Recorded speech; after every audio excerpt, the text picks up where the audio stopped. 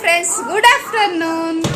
ಇದೀಗ ಒಂದು ಅದ್ಭುತವಾದ ಅಭಿನಯ ಗೀತೆ ತಮ್ಮ ಮುಂದೆ ಬರಲಿದೆ.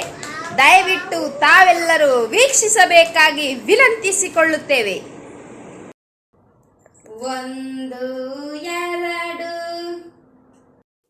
ಬಾಳೆಲೆ ಹರಡು, 4 ಅನ್ನ ಹಾಕು,